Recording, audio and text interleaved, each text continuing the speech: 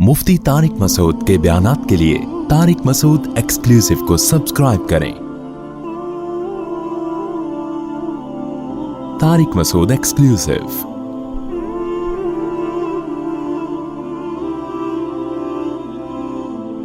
तालीम आज के नौजवान के लिए, जो यंग जनरेशन है, बहुत से लोग शुरू में ही बिजनेस को फोकस करते हैं। आपने देखा होगा बहुत से लोग कहते हैं जब मकसद पैसा कमाना है तो एजुकेशन में अगर पैसा है। मैंने तो देखा बाज एजुकेटेड लोग हैं जो परिंदों का बिजनेस कर रहे हैं, कह रहे हैं यार पैसा इसमें ज्यादा है। कुछ आपको याद होगा, कुछ लोगों ने अभी इंजीनियर थे मगर सब कुछ छोड़ छाड़ के उबर चलाना शुरू कर दी थी उन्होंने। तो आपकी क्या राय है इस बारे में? तालीम चाहे दीनी हो या दुनियावी हो, वो हमारी जनरेशन के लिए कितना जरूरी है? अगर उनको पैसा एजुकेशन के अलावा किसी और चीज में नजर आ रहा है तो क्या उनको एजुकेशन छोड़ देनी चाहिए? जी, जब थोड़ा सा मैं फैसला करता हूँ तो मैं थोड़े से एक प्रेजेंटेशन फॉर्म में आमतौर पे करता हूँ कि ये जब करियर का डिसीजन है तो याद रखिएगा कि ये जब आप एजुकेशन का डिसीजन ले रहे हैं तो प्राइम मोटिव सिर्फ पैसा नहीं है। पैसा एक बुनियादी चीज़ है। तो मैं 3 दायरे दिखाता हूँ जो आपस में ओवरलैप कर रहे होते हैं या उसमें मुश्तरक होता है एरिया। एक दायरे के अंदर पैसा होता है जो हम सब चाहते भी हैं।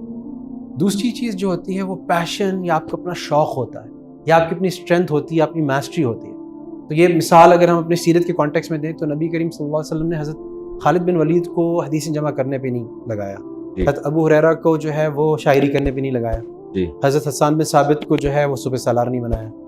तो हमें पता है कि कुछ चाहे बच्चे 2 बच्चे एक ही फैमिली के एक ही माँ बाप के, उनका वजदान, उनके रुझानात, उनके शौक़ अलग अलग होते हैं। तो उसमें उनका आगे की कामयाबी का बड़ा दखल होता है।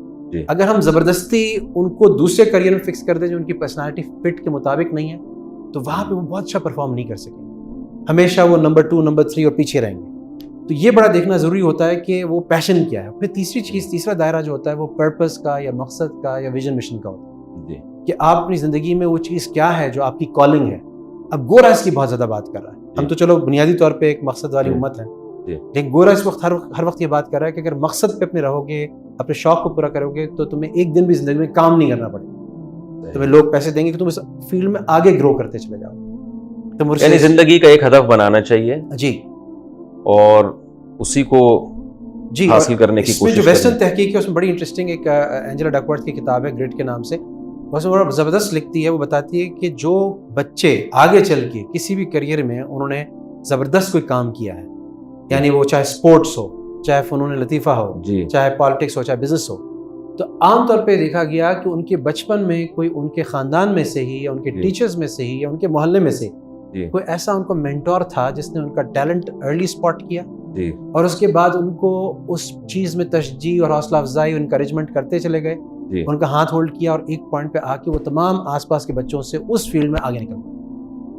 तो इस चीज़ की कमी भी है हमारे यहाँ कि जो आपने करियर उसकी बात की कि लोगों को थोड़ा सा इस चीज़ को बताना, उसके लिए बाहर जो है बहुत सारे पर्सनालिटी टेस्ट भी होते हैं, वो आपको बताते भी हैं। जैसे मेरे बेटे ने कहा जी मुझे डॉक्टर बनना है, तो मैंने पूरा उसको टेस्ट करके दे दिया। तो उसमें टेस्ट के रिजल्ट में उन्होंने क्वेश्चंस पूछे, बहुत सारे क्वेश्चंस पूछे। उस नतीजे में उन्होंने कहा कि हाँ ठीक है तुम्हारे लिए, लेकिन तुम और दूसरे अच्छे काम कर सकते हो, मसलन फला काम अच्छा कर सकते हो। तो ये चीज़ें वेस्ट कर रहा है, हमें करने की ज़रूरत है। और दूसरी बात ये कि हमारे यहाँ तो पर्पस ड्रिवन भी बहुत होता है कि एक मुफ्ती साहब हैं, उनके आगे एक विजन है कि वो इस तरह से दीन को जो है घर घर में पहुंचाएंगे सोशल मीडिया के ज़रिए से। डॉक्टर अब्दुल बारी खान साहब हैं, उनका एक विजन है, मिशन है कि वो सेहत को एक अच्छी मेयारी सेहत की जो इंडस्ट्री है उसको मुफ्त में लोगों तक पहुंचाएंगे। सो ये वो पर्पस है जिससे ज़िंदगी में इंसान की बहुत एक समझे इंजन ऐड हो जाता है। वो जितना परफॉर्म कर लेते हैं उस मिशन से, अदरवाइज वो अपना पोटेंशियल जो है ना वो 50% भी अचीव नहीं कर पाते।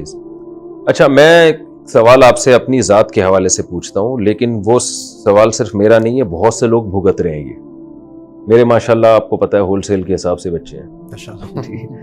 एक बच्चा मेरा पढ़ के नहीं दे रहा, उसको स्कूल जाना ऐसे लगता है जैसे पुलिस वाले किसी को पकड़ के जेल लेके जा रहे हो। और आज से नहीं 4-5 साल हो गए ये टेंशन।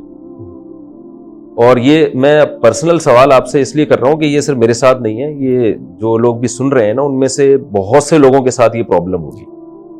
वो नहीं पढ़ के दे, ऐसा लगता है उस पर हम जुल्म कर रहे हैं। کیا کیا جائے آپ بتائیں کہ ایسے بچوں کے ساتھ ماں باپ کو چھوڑ دیں ہم ان کو. میرے گھر والے تو کہہ رہے ہیں بھائی ان کو چھوڑ دو پڑھائی. تو میں نے کہا میں کیا پنچر کی دکان کھلواؤں, اس کے کیا کروں میں, اس کو ٹھیلا لگواؤں, کیا کروں میں, اگر یہ پڑھے گا نہیں تو کیا کرے گا یہ. تو آپ کا کیا مشورہ ہے ایسے بچوں کے ساتھ کیا کیا جائے؟ اچھا ہم نے اسکول چینج کر کے دیکھ لیے بھائی ایک اسکول میں نہیں پڑھ رہا, شاید وہاں کوئی سختی ہو رہی ہو, یا دوسرے اسکول لے گئے, مدرسے لے گئے, ہر طرح سے تجربہ کر کے دیکھ لیا, وہ کہہ رہا ہے نہیں بھائی نہیں پڑھنا. اب آپ بتائیں ایسے بچے کا کیا؟ یہ بہت مشکل سوال ہے. جی دیکھیں, ایک تو میں ایک بیسٹ پریکٹس بتاؤں گا آپ کو کہ دنیا بھر میں نا جب میتھس کے اور لینگویج کے اور سائنس کے جب ایگزامز ہوتے ہیں نا, اس میں ایک کنٹری بہت دہائیوں سے ٹاپ پہ آ رہا ہے, وہ فن لینڈ ہے. فن لینڈ کے اسکول بڑے مشہور ہیں. اچھا وہاں پر وہ کیا کرتے ہیں کہ وہ ہر بچے کو نا اس کے حساب سے لے کے چلتے ہیں. تو ان میں تقریباً آدھے بچے 50% بچے جو ہیں اسپیشل نیڈ بچے ہوتے ہیں.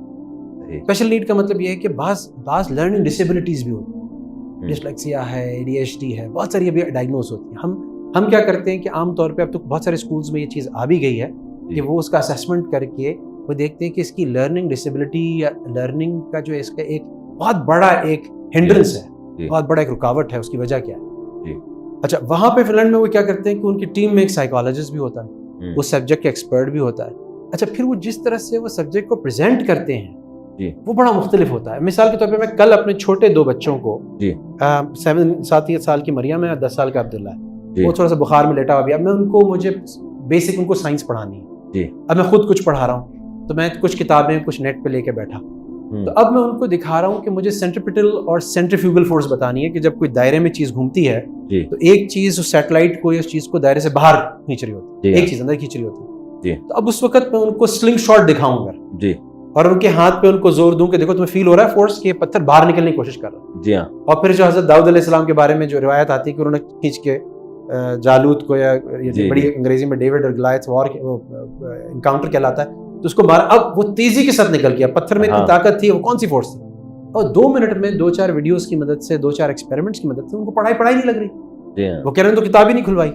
اصل تو مسئلہ یہی ہے, بچے کو ایسے پڑھانا چاہیے کہ اس کو وہ پڑھائی نہ لگے.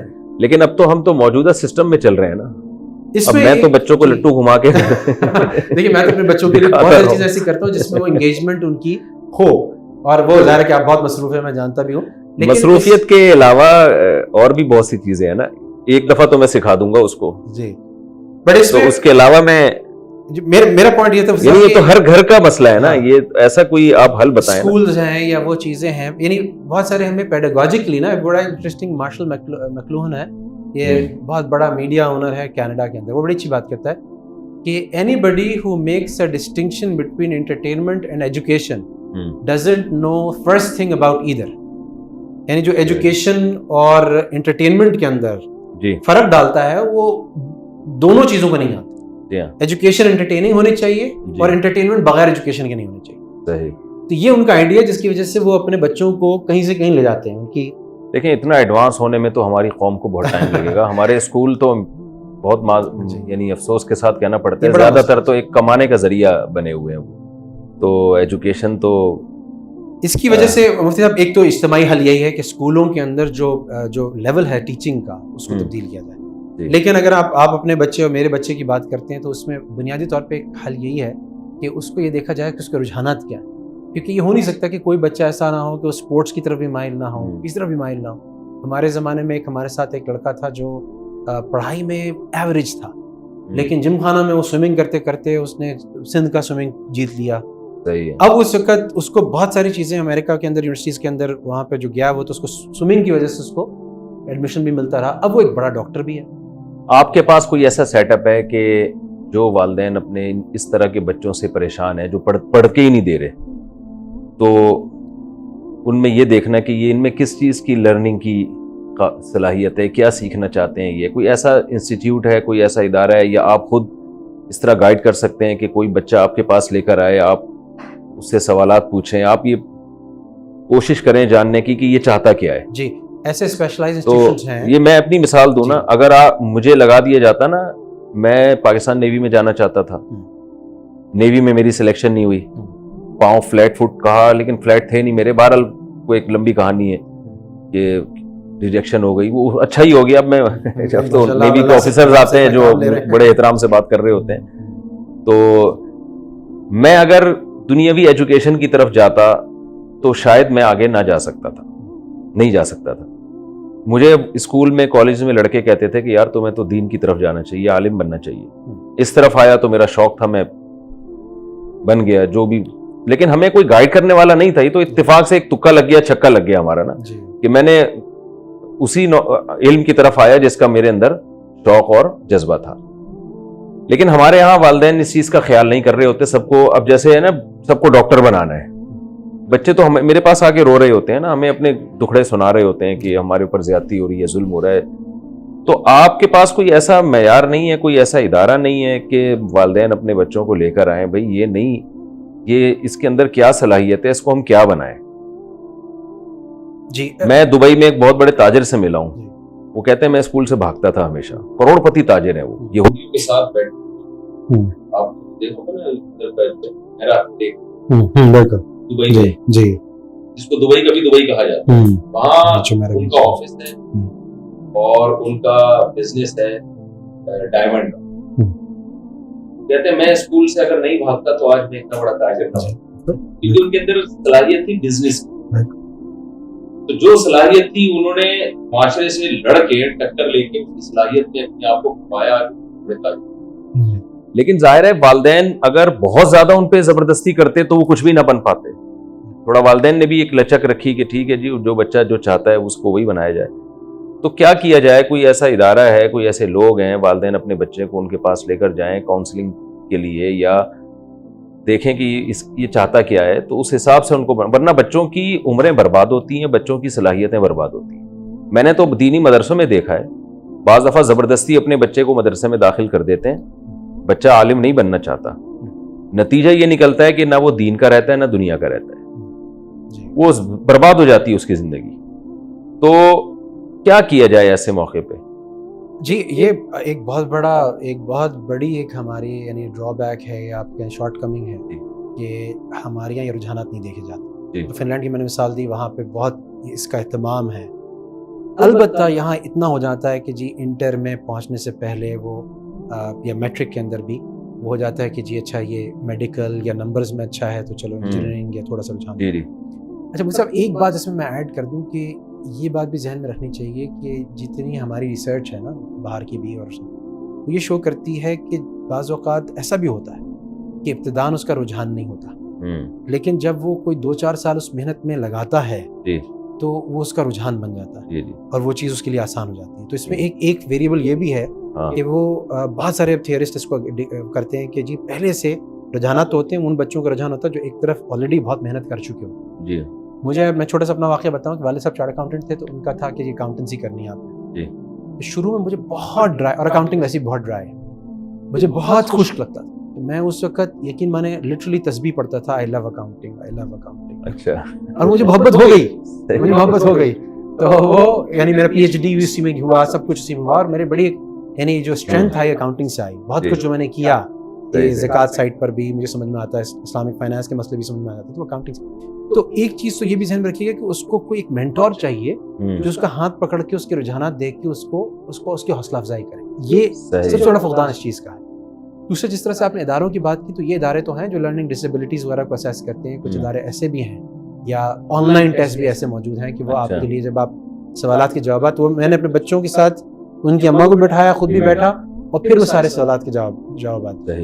اب یہ عمار جو بڑے والے دونوں, حذیفہ 14 سال کے, ان دونوں کی تربیت ایک جیسی ہوئی ہے, مگر عمار جو ہے وہ 2.5 سال میں حفظ کر لیا, پڑھائی میں بڑا تیز, سارے اے سٹارز, تھوڑا شرمیلا. حذیفہ وہ جناب پڑھائی میں 4 سال ہو گئے, ابھی گردانی چل رہی. اچھا, پڑھائی میں مطلب ٹھیک ہے ماشاءاللہ, اچھے ہیں, انٹیلیجنٹ ہیں, لیکن مسجد میں آپ چلے جائیں تو بڑی اچھی اسمائل سے سب سے ملنا جلنا, نانی دادی کے بڑے فیوریٹ, کیونکہ وہ بڑا اچھی طرح ان کو دل موہ لینے والے, یہاں تک کہ نوکر ان کو بڑے ان میں پاپولر.